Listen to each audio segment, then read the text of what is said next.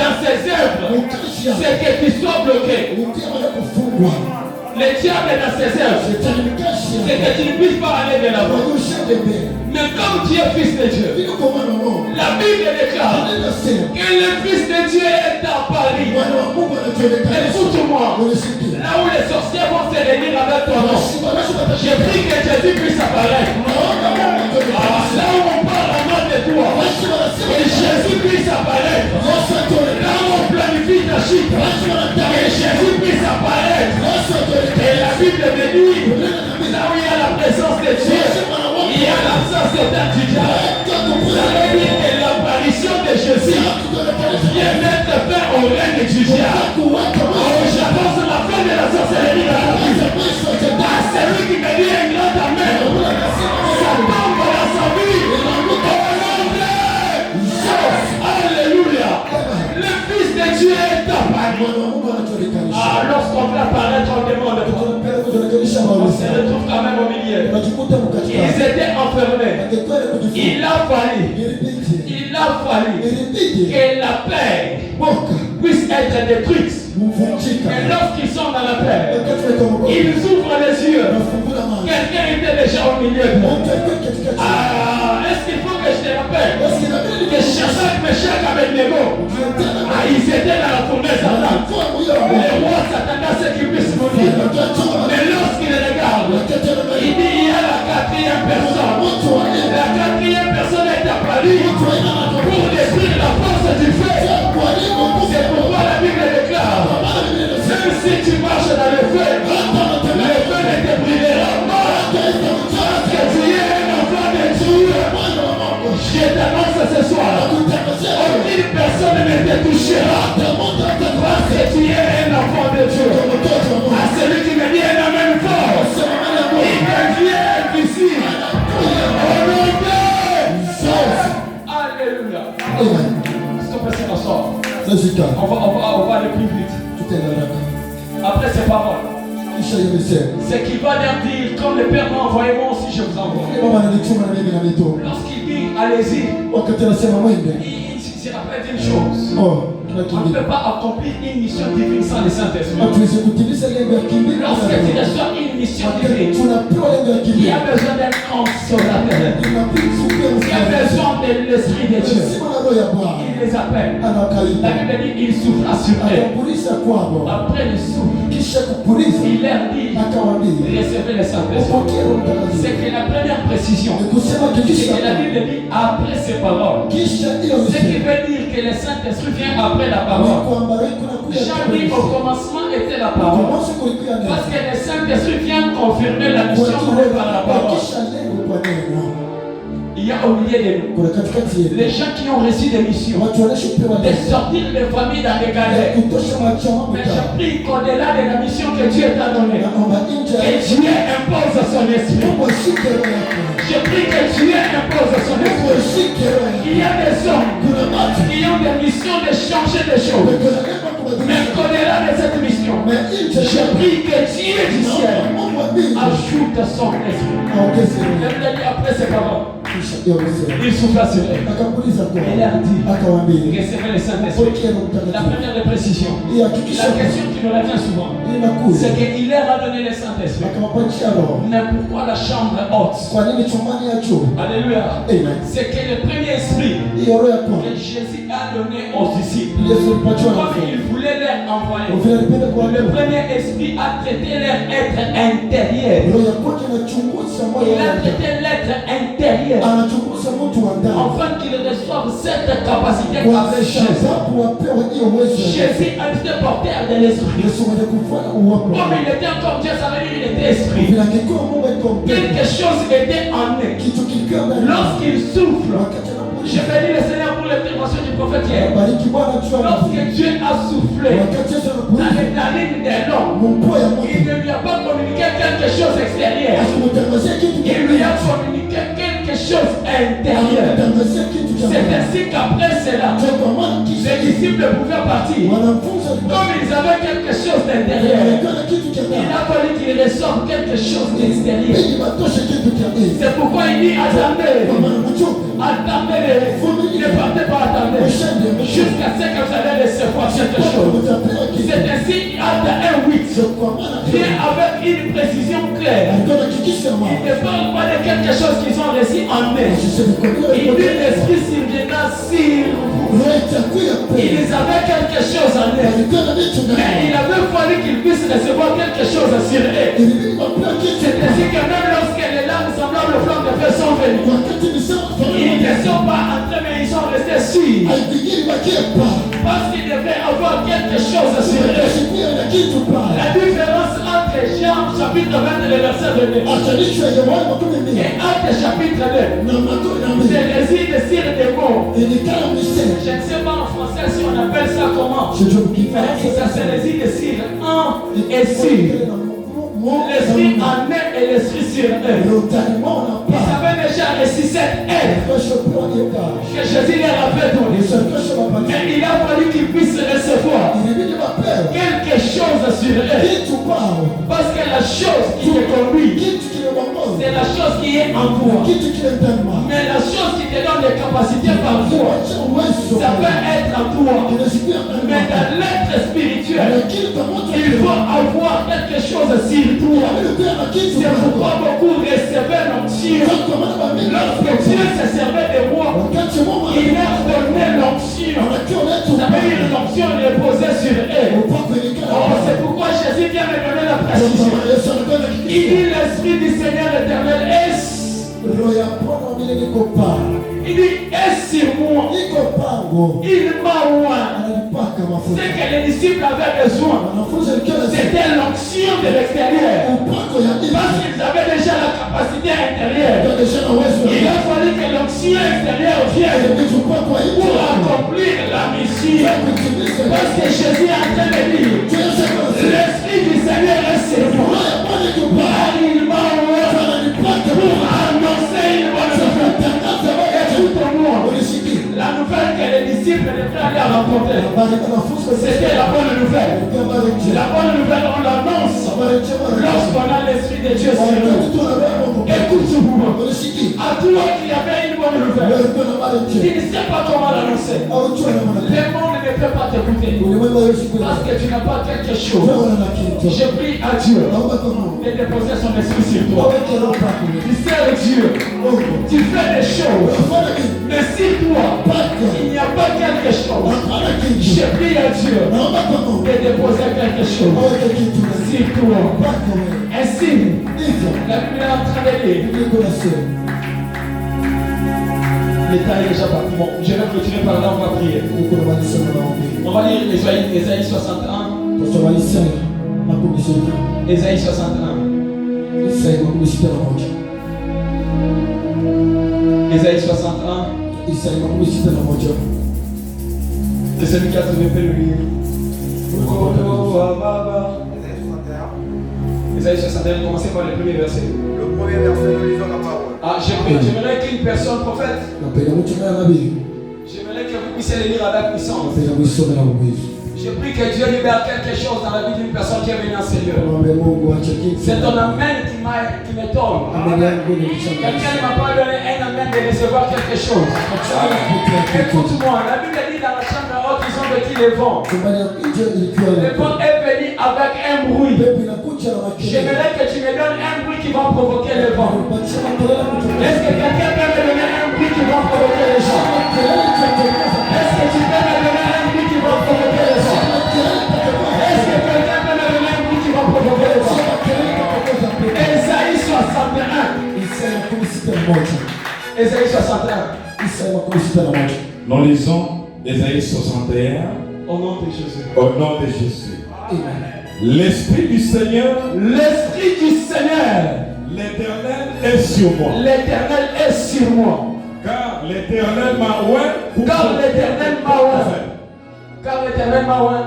Pour porter de bonnes nouvelles aux malheureux. Pour Je prie ce soir à toute personne qui traverse une situation qui a besoin d'une bonne nouvelle. Je prie ce soir à une personne qui traverse des situations difficiles, mais qui a besoin d'une bonne nouvelle. Je t'annonce dans ce programme, l'Esprit du Seigneur sur nous. Reçois la bonne nouvelle. La deuxième des choses, il m'a envoyé pour guérir ceux qui ont les cœurs brisés. il m'a envoyé pour écoute.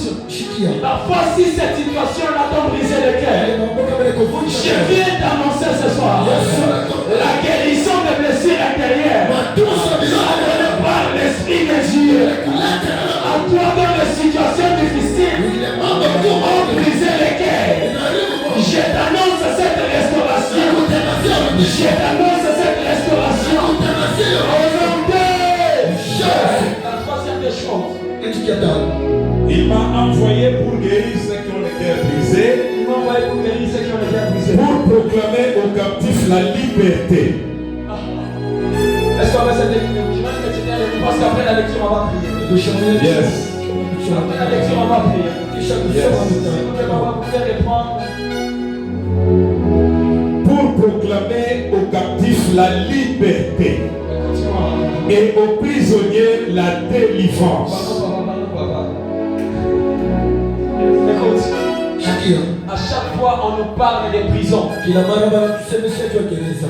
Bible dit là où il y a l'Esprit du Seigneur, il y a la liberté.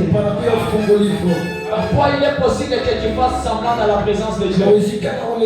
Mais toi-même tu sais qu'il y a des situations dans ta vie que tu regardes et tu dis je suis emprisonné. Il y a des choses quand ça te complique, tu regardes et tu dis là je suis emprisonné. Mais la Bible dit l'Esprit du Seigneur est sur moi.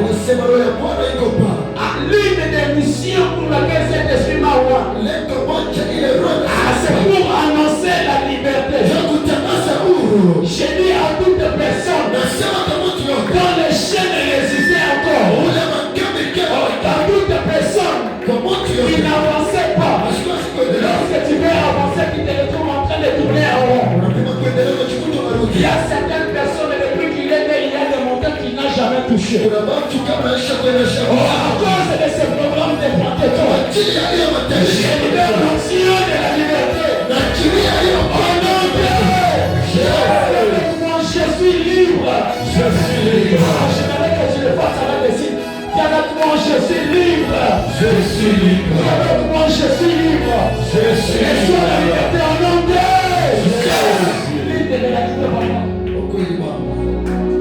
Et aux prisonniers la délivrance. Je t'annonce que tu vas sortir dans la prison là ce soir. Même si ce n'est pas toi, que ce soit tes parents, que ce soit tes frères et sœurs, je t'annonce qu'il y a une prison qui s'ouvre.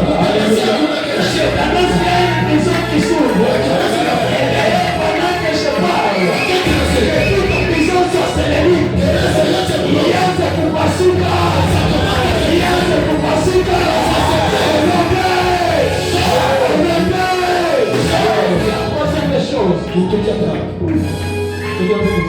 Pour publier une année de grâce de l'Éternel.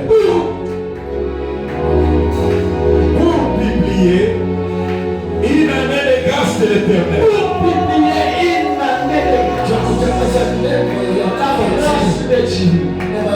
La grâce de Dieu. Écoute, tu ne sais pas peut-être la grâce de Dieu c'est quoi. La grâce de Dieu, c'est de prendre du fumier, de relever les pauvres, pour faire asseoir avec les gens. Je t'annonce la grâce de Dieu. La grâce de Dieu, c'est de faire vivre les choses dont les gens pensaient que tu n'allais pas vivre. La grâce de Dieu, c'est d'aller me chercher un David. La grâce de Dieu, écoute, disais une chose. Notre Dieu est un Dieu qui cherche. Beaucoup d'hommes qui ont écrit l'histoire dans la Bible, ce sont les hommes que Dieu lui a cherché. David me dit Amen. Il me dit je suis la première personne. Général me dit il n'est pas seul. Moi aussi je t'ai cherché. À la grâce de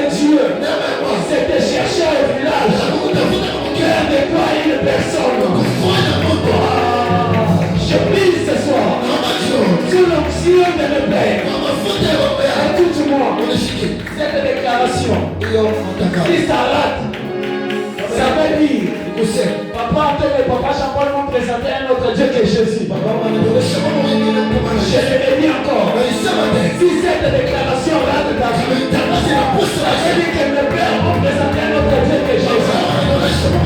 S'ils m'ont présenté Jésus, dis-moi, mes pères m'ont présenté Jésus. Je prie ce soir que Dieu te prenne de la souffrance. Accorde la grandeur.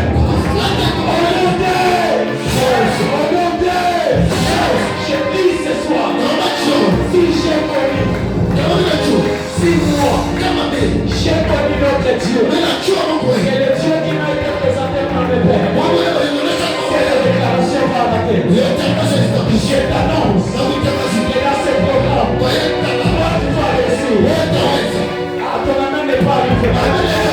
Je t'ai dit que tu me donnes le prix de la Pentecôte.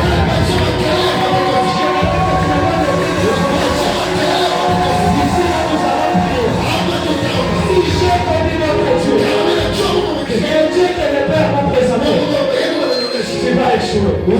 Mais s'il te plaît, va présenter Dieu. Toi, tu vas réussir. Je viens de libérer. Le premier témoignage de la Pentecôte. Je te révèle le nom de Jésus. Le premier témoignage. Écoute-moi, retenez ce jour. J'ai libéré 5 témoignages de la Pentecôte. Le premier témoignage de la Pentecôte, c'est un témoignage de finance. Je libère sur ta vie. Le deuxième témoignage, c'est sur le mariage. Dans quel jour il y a des mariages qui se libèrent. Le troisième témoignage, c'est un témoignage de voyage. Il y a des voyages qui s'ouvrent. La quatrième témoignage, c'est un témoignage de réussite. Tu dois réussir. Le cinquième témoignage, c'est un témoignage de guérison. Voici les témoignages de l'accompagnement, c'est 40 qui en ont. Ils vont prier pour les malades. Ce soir, je n'ai ni or, ni argent. Mais dans ces lits de maladie, je viens de saisir par ma propre main. Je te fais sortir de là. Au nom de les tombeaux est vide ou les tombeaux n'est pas vide. Non, dites-moi, le tombeau est vide ou le tombeau n'est pas vide. Si ce tombeau est vide, là où ton mariage était retenu, c'est resté vide. Je t'annonce que là où ton travail était retenu, c'est resté vide. Je t'annonce que quelque chose de Dieu pour bénisse. Il y a quelque chose de toi qui était retenu dans ce pays. Je t'annonce que c'est vide. Ce soir, Dieu te prend de la souffrance en Égypte.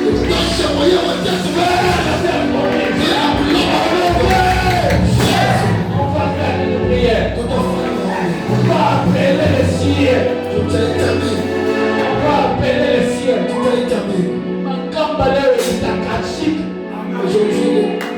Si toi tu n'as pas de fil, le fil de ton voisin, ça. Les chaînes de ton voisin, ça va se briser. Même si c'est une personne qui est restée à la maison. La vérité ce soir, aucune personne ne restera prisonnière. Et Dieu est le Père. Élisée a train de dire à Élie, ton Dieu est vivant. Mais seul votre Dieu est vivant. Et il va libérer l'option de la liberté ce soir. Au nom de j'aimerais qu'on se tienne et on va prier. Tu vas claquer les mains. Tu dis à Dieu, même si ma voix est insuffisante, et que ma main déclenche le miracle. Tu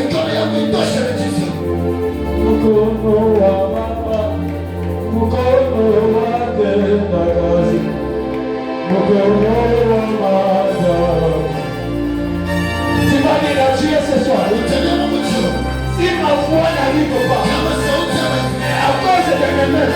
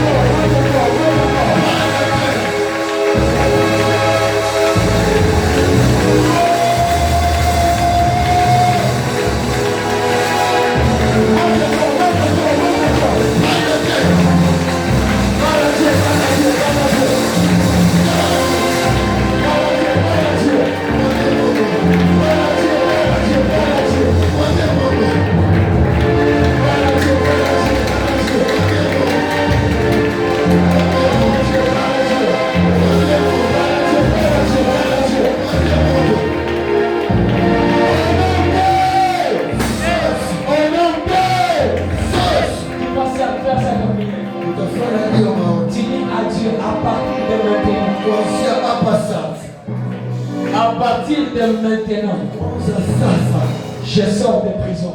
Je ne te donne pas de quelle prison s'agit-il. Tu claques les mains, tu es en train de sortir de prison. Écoute-moi, lorsque tu sors dans la prison, j'aimerais que tu sortes en train de claquer le main. Parce que l'Éternel peut déclencher le miracles. Tu es en train de claquer le main. Tu dis à Dieu ce soir, je porte je quitte l'Égypte vers la terre promise. Tu claques les mains, tu commences à quitter mon péché. Monte encore.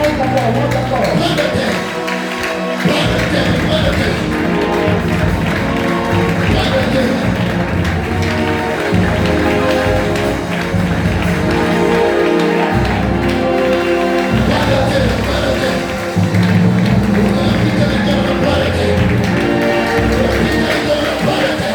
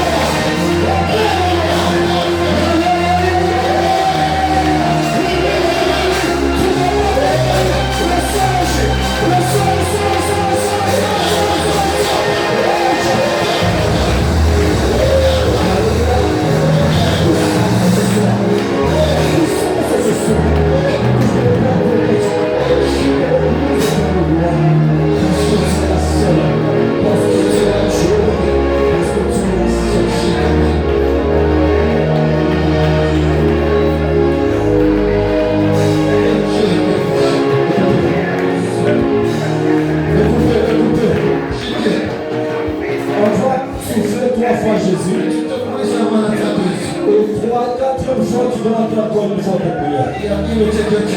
Jésus!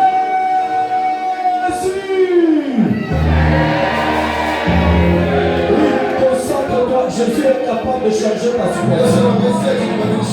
Jésus est capable de te donner une guérison ce soir.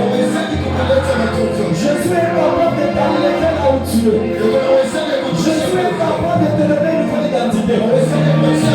Deuxième fois, concentre-toi. Deuxième fois. Il y a une grâce ce soir du Seigneur à la salle. Il y a une grâce ce soir du Seigneur à la salle. Il y a une grâce pour ta vie, ta prière. Il y a une grâce à ta prière. Deuxième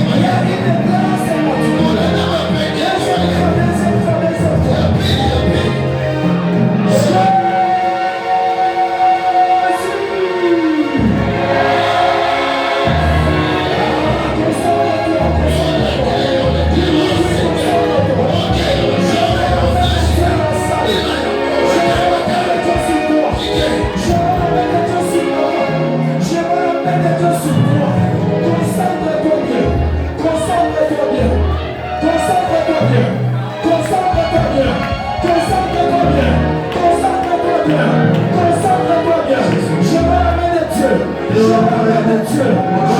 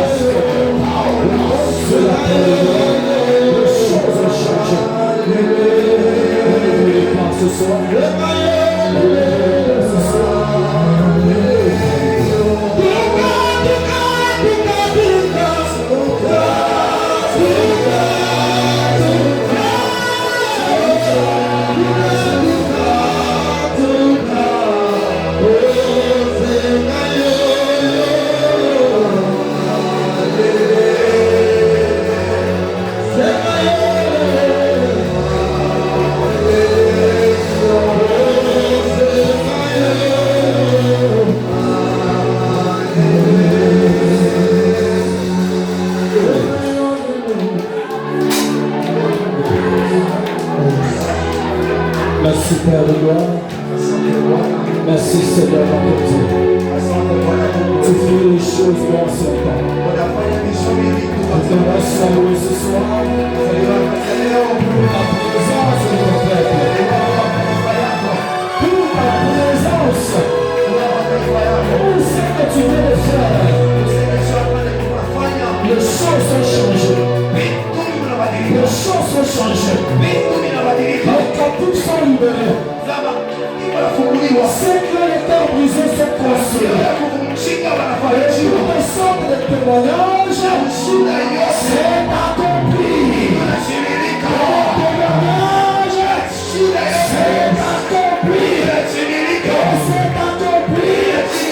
Pour les véreux, certainement, s'accomplit. Ce soir, je vais louer tes péchés. Je t'aime, je parle la puissance des ténèbres au milieu de ton peuple. Honoré,